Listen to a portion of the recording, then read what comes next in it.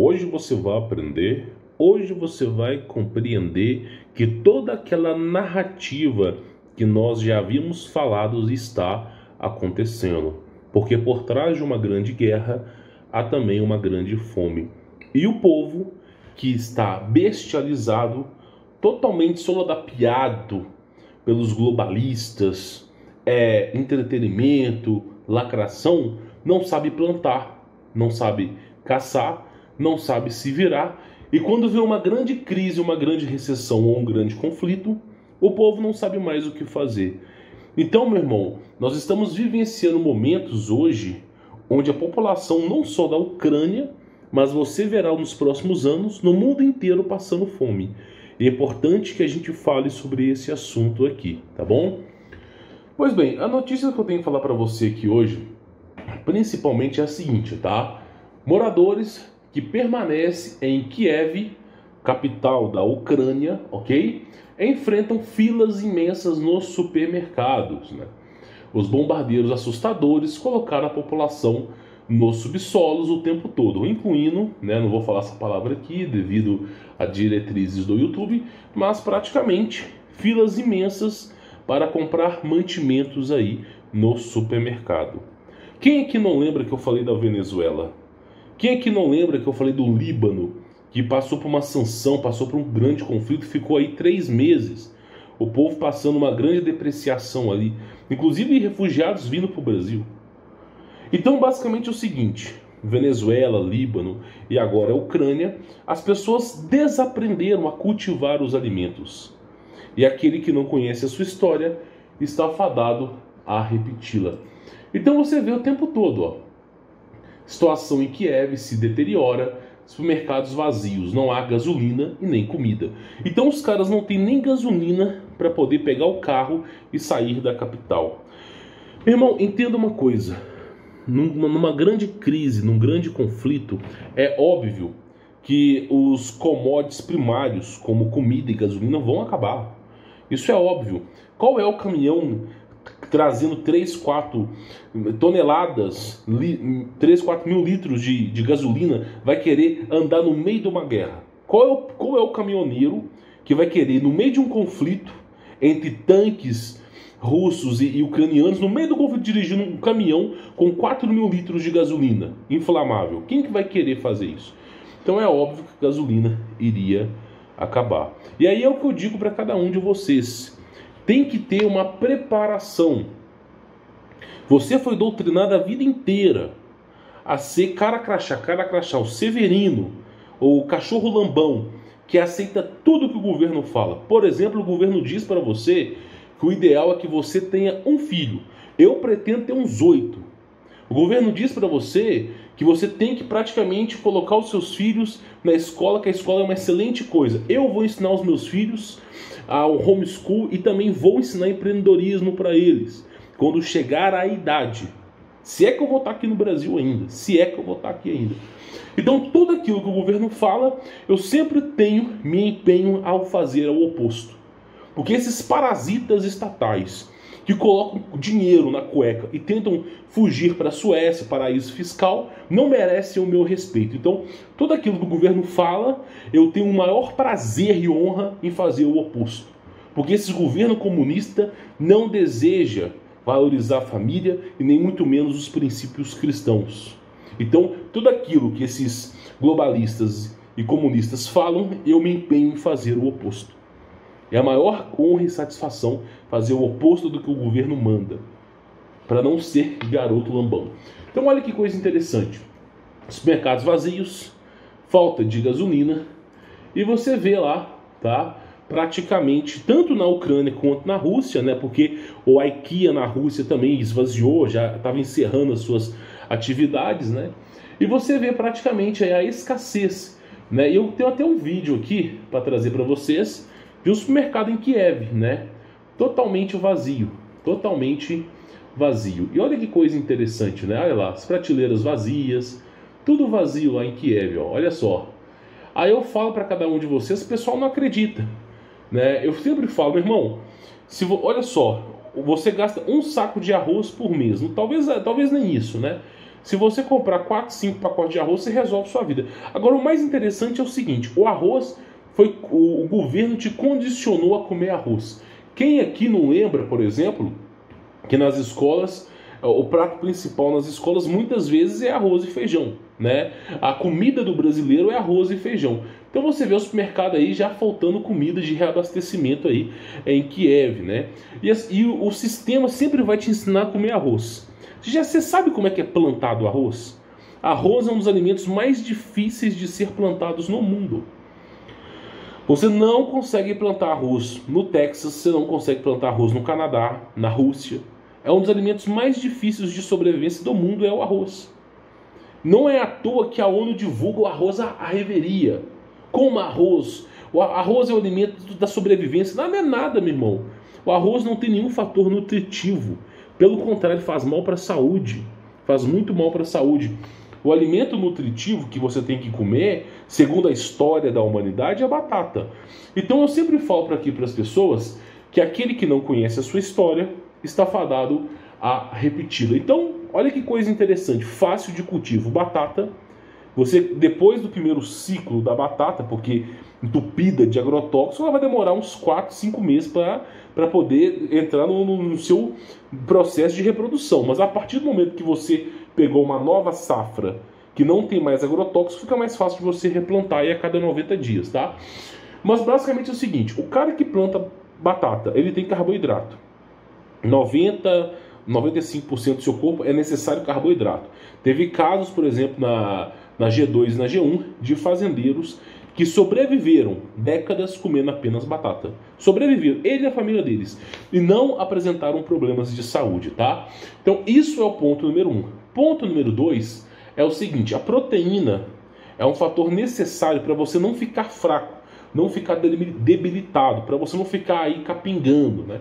E aí, evidentemente, você não vai conseguir ficar comprando carne bovina no supermercado se as coisas não vão dar certo. Tem uma planta que, quando você a planta, ela se alastra, não precisa de muita água, não precisa de tanto adubo, ela simplesmente se vira, meu irmão. É uma excelente planta. Ela, na verdade, é até usada na cerca, para impedir que predadores e pessoas tentem invadir, né? Que é basicamente o conhecido Oroponoblis, né? Que tem aqui em Minas Gerais, né, o nome de carne de pobre, porque tem uma alta concentração de proteína, além de ser um excelente anti-inflamatório também, né? De combater, por exemplo, a anemia, rico em ferro, totalmente nutritivo. Os benefícios para a saúde de Oroponoblis, né? Considerada carne de pobres, né? E basicamente uma das coisas mais interessantes aqui sobre o Oroponoblis é a sua capacidade, né, de plantio. Não precisa de adubo, não precisa de terra revirada. Ele cresce sozinho, é igual uma praga, é igual o chuchu. Chuchu é assim, chuchu do além brota do concreto da tua casa. Chuchu, né, Oroponoblis. Então olha que coisa interessante, né? Olha só, uma planta bastante rara, rústica e perene, desenvolvida, rústica e perene, né? Desenvolvida-se para vários tipos de solo. Qualquer solo você planta Oroponoblis, tá? Tanto na sombra quanto no sol.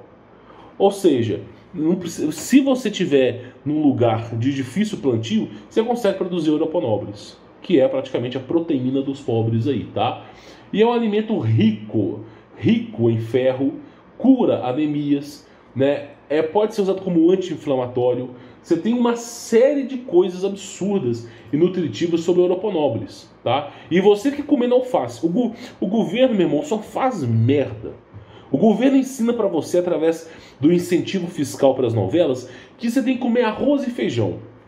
E que você tem que comer alface. Não, tem que comer alface. O prato brasileiro é assim: o cara que é saudável, ele tem que ter na casa dele tomate e alface.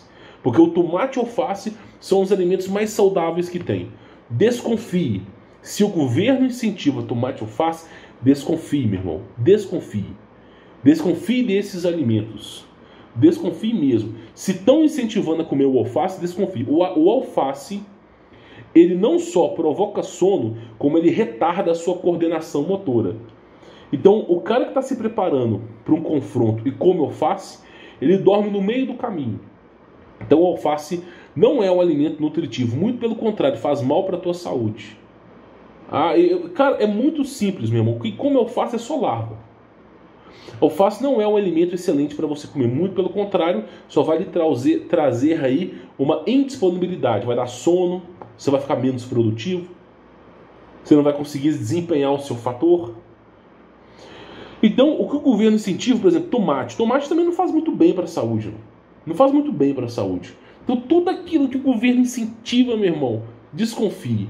Se você trocar na sua dieta arroz por batata, olha só que coisa interessante, você planta batata em balde e você cultiva Oroponobis em balde também, se você não tiver terreno, né? Mas se tiver um terreno, meu irmão, Oroponobis, você planta lá a tala do Oroponobis, cara, em 30 dias o negócio já começa a florescer, é absurdo.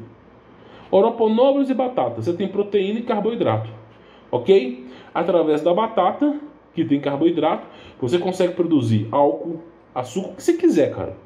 É óbvio que uma cana de açúcar é muito melhor, mas você consegue. Beterraba você consegue produzir também. Só que o mais importante é isso. E ninguém te ensina, né? Olha que coisa interessante.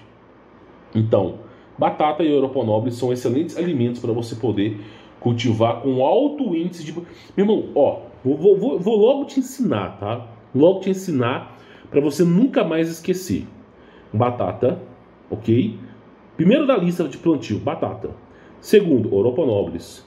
Terceiro, chuchu, porque alastra. Você não dá conta de colher tanto chuchu, meu irmão. E é um alimento muito nutritivo para você. Depois, abobrinha. Aquela nhaca fica imensa. Dá para comer uns 3 dias. E assim, alastra também. Ok? Abobrinha.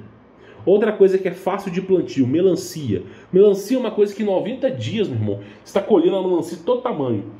Eu já colhi melancia aqui 4 vezes. 4 vezes. O negócio fica imenso assim, ó. Você não precisa adubar, não precisa fazer nada. Você só coloca, planta no local, delimita o local para plantar, vem com a cepa de melancia de todo tamanho. Então esses alimentos que não são tão bem divulgados é que você precisa aprender a comer. Agora, o que o governo te ensina? Come maçã. Leva uma maçã para a escola. Meu irmão, maçã é um dos alimentos mais difíceis de plantio que tem. Uma árvore para dar maçã demora décadas. A coisa mais difícil que tem.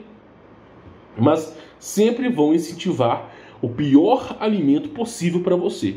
Para que você fique dependendo desses parasitas estatais. Então olha que situação que estamos vivenciando em Kiev lá. Olha lá. Falta de comida. Agora o cara que é inteligente, o que ele vai fazer? Pô, eu moro aqui afastado. O cara que mora afastado das capitais, dos grandes centros, o cara que mora mais no interior, bem mais no interior, não estou falando de 10, 15 quilômetros de Kiev, mas uns 300. O cara que está longe disso aí, o cara planta batata, planta lá os seus alimentos lá que funcionam. A batata no mundo inteiro, tá? Planta os alimentos que funcionam na sua região. Tá faltando comida, campeão? Que beleza! Eu consigo plantar aqui. E se você souber cultivar e criar alguns animais, por exemplo, codorna ou galinha. Codorna é um pouco mais difícil que a galinha. Você consegue ficar coelho, por exemplo. Quer comer carne? Cria coelho.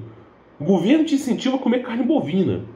Por quê? Porque uma carne bovina vem do fazendeiro, aí faz aquele churrasco de chão, não sei o quê, e o cara fica, que bonito.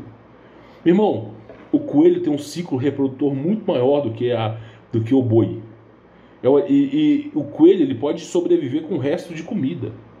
Então, se você cuidar de coelho, rapidamente em 6 meses, você com um casal de coelho, em 6 meses, você vai ter carne assim para você comer todos os dias, em abundância.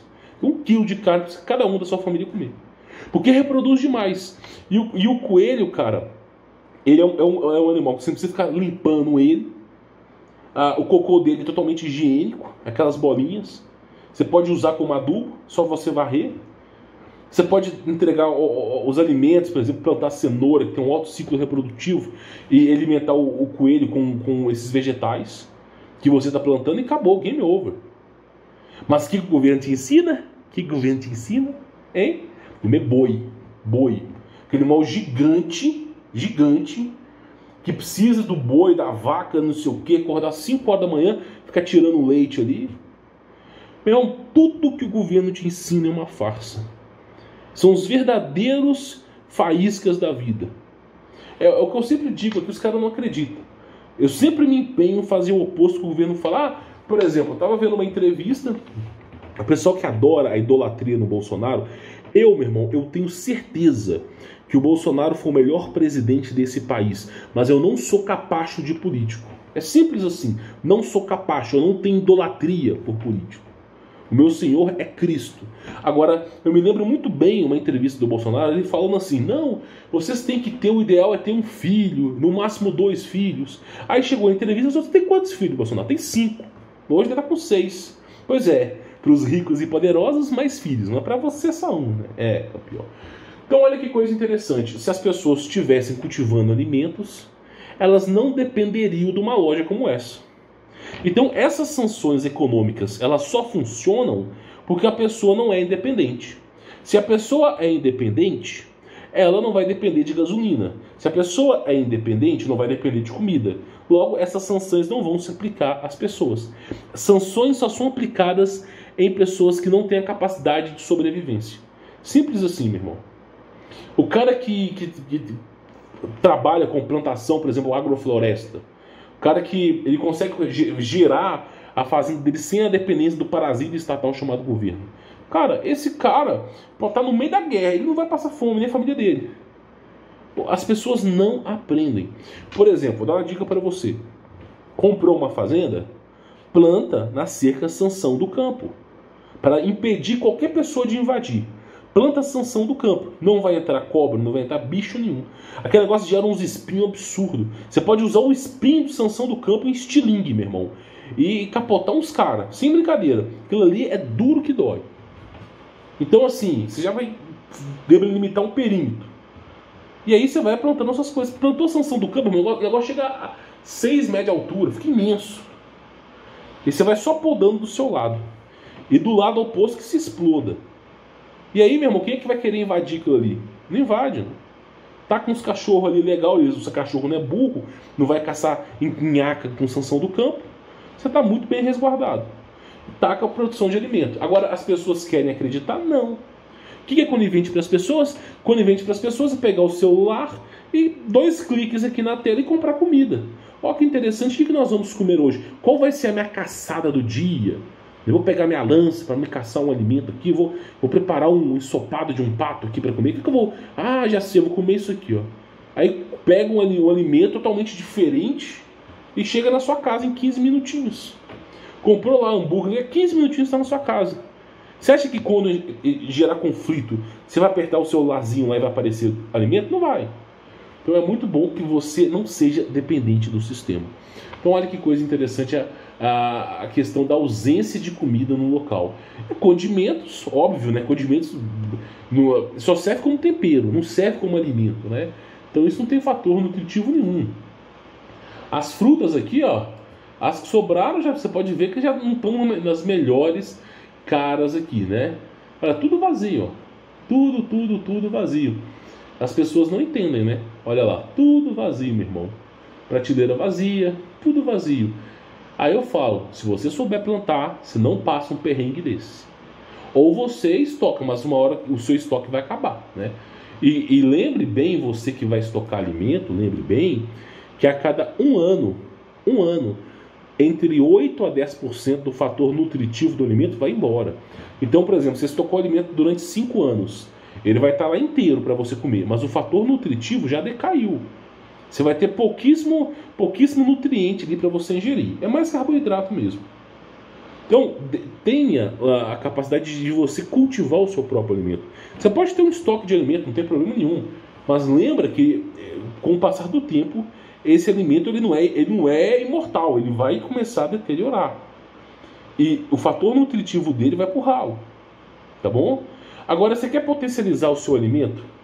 Se você comer vegetais crus, você vai ter o dobro de nutrientes.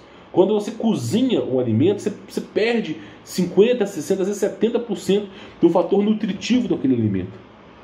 Então, se você não consegue produzir tanto alimento, infelizmente, alguns alimentos você tem que comer cru. Agora não pode ser mandioca. Tem que ser um alimento que não faz mal, entendeu? Então, olha que coisa interessante aí, ó. Olha só, para você ver as prateleiras vazias. Que coisa interessante, né? E a gente fala, o pessoal não quer acreditar. O pessoal aí não quer acreditar. Pois bem, meu irmão, olha só para você poder ver aí a situação, né? E as pessoas, você acha que as pessoas planta uma coisa, planta nada. E você vê aí, ó, praticamente, né, filas para comprar comida. Que coisa interessante. Agora imagina um pai de família que tem 2 ou 3 filhos, uma esposa. O cara precisa alimentar a família, chega na padaria, não tem pão, não tem nada para comer, os caras estão fechando a padaria, chega para um supermercado tudo vazio, como é que vai alimentar a família? Aí você vai lá para a referência bíblica, né, e você começa a ver que os caras devoravam uns aos outros, né, em período de crise. Então eu sempre falo, usa a sabedoria. As pessoas querem sabedoria? Não, as pessoas querem na boquita da garrafa.